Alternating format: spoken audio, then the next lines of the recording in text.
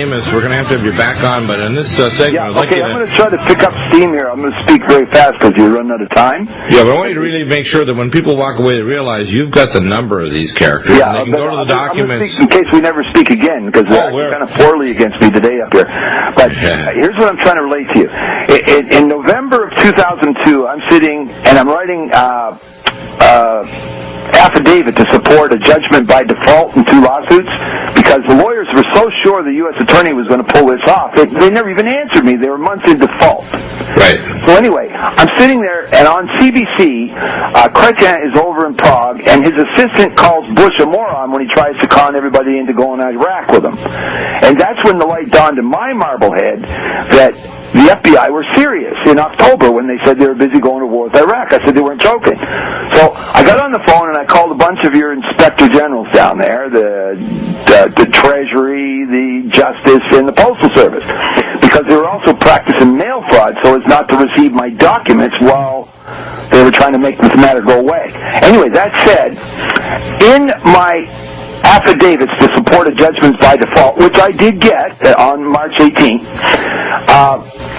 I put Cardinal Law back in the complaint, and I basically supported Chrétien's underling, who got fired for calling Bush a moron, saying Bush better smarten up or he will resemble that remark.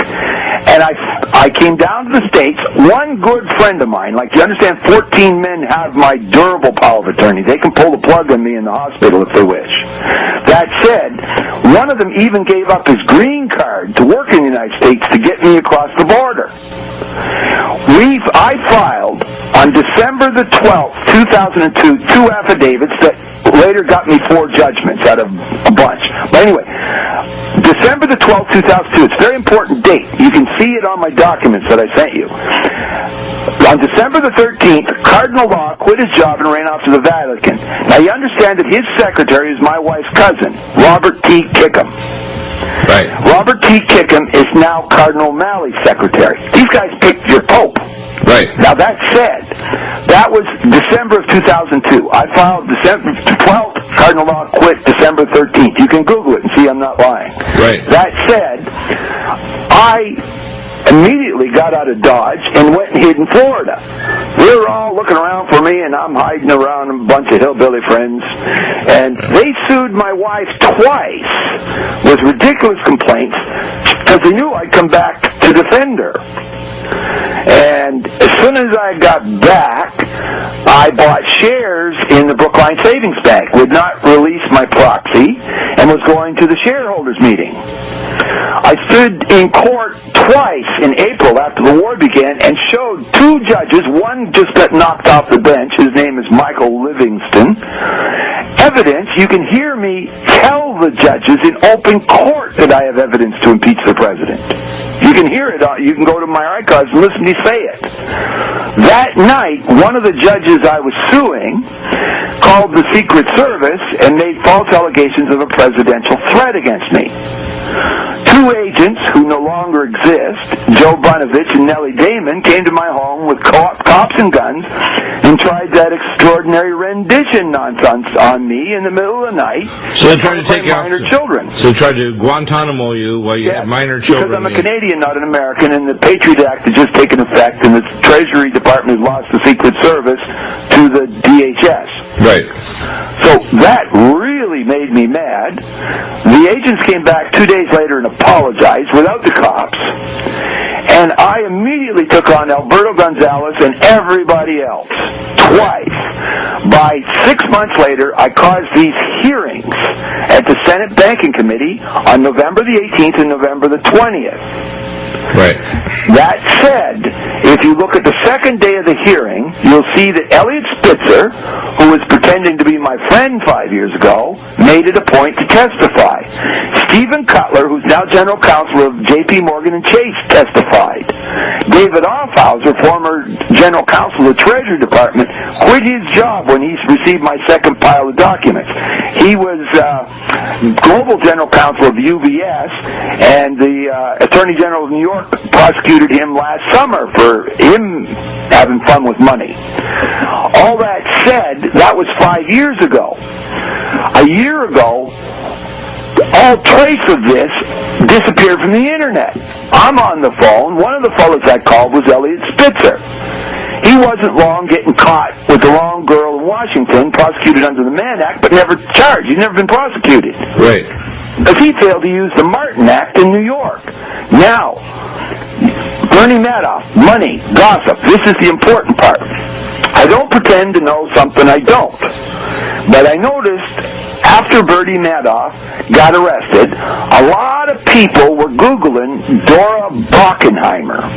Now, she's a SEC lawyer in New York I'd crossed paths with over the Frank Quattrone and Martha Stewart matter. And everybody kept Googling her and reading what I had to say to her and about them. So I took an interest. Now, the third man that testified on the hearing of November the 20th, where Elliot Spitzer and Stephen Cutler testified, is from Brookline, Massachusetts, same place where the bank was. But I didn't know who he was because I hadn't crossed paths with him. I was not concerned with him. But when I saw everybody concerned about Bockenheimer, I got curious. So I'm wondering. I'm Googling and I'm checking names, and I don't pretend to know something I don't. But once I know it, I never forget it.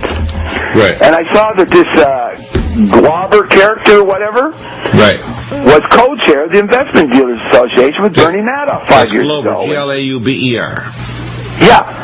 So, but as I said, I've never met the man, but I see the connection because he lives in Brookline, Massachusetts, with my wife's relatives. He teaches at Harvard, and I cross paths with Larry Sumner, the president of Harvard, former Treasury Secretary. Larry Summers, of course, the guy that... Paul Volcker and I go back. Donaldson and I go back. Over half of Obama's economic advisors and I have butted heads big time over the last 7 years. But this Glauber character, I'm going, oh, now the light's down in the Marblehead. So Bernie Madoff, his doings ripping off rich folks didn't concern me much until I made the connection, made the dot. So then, rich folks love their money the most, so I contact anybody having to do with any bank that got built, to Steven Spielberg's people and his associates, anybody. And I even tried to call in a lot of little people that lost their life savings. Right. And then after that, I wheeled around and said, how do you do to the U.S. Attorney and the SEC in New York? And an honest lady working within the U.S. Attorney's office in New York acknowledged receipt of my emails, the same 3 or 4 I sent you the other day. Absolutely. She immediately notified me of the receipt and notified me of what happened on the Monday, 2 days before Bernie Madoff pled guilty. She sent me the transcript. Anybody can read it, page 24. A lot of emails and stuff went under seal. And they were mine, along with other people complaining about being... In other words, they kept them under seal so that they wouldn't become public. We've got about a minute left. I want to have you back on. Can we do another hour tomorrow and continue this dialogue? Because people need to connect the dots. But you've got documents here that should have congressional hearings that would bring down both the previous Bush administration and Obama right now. Exactly. Okay? Right now, these guys need to go to jail. So we do not pass go. We talk off air for a bit afterward. Afterward, yeah. Well, I want you to kind of cap off in the next minute or so, and then we're going to continue tomorrow, same hour. We need to continue this dialogue because people need to grasp that criminality is going on at the highest level possible, and they're demolishing the U.S. dollar, which means when you demolish a nation's currency, you then set the stage for tyranny, for martial law, and for the collapse of the world economy, which is their next game, is the hard kill starts. And we're talking about releasing pandemics, we're talking about civil detention camps, we're talking about rendition of people like me that speak out in you, and executions on the way to rail cars and trucks. That's what they're up to next. And if people say they don't want to believe it, well, believe Alexander Solzhenitsyn and the Gulag Archipelago. Believe what happened in Russia almost a century ago. Believe it, people. If you don't want to fight it now, you'll die later. Are we done, or what? Finish off the last 30 seconds, and we're going to have you back tomorrow because it's a big story. Nobody has to believe a single word I said. All they have to do is ask the obvious question to any congressman or senator that they have that speaks for them. I'm a private person. It's not my job to explain my ethical actions to you. Exactly. It's their job to explain my actions to me.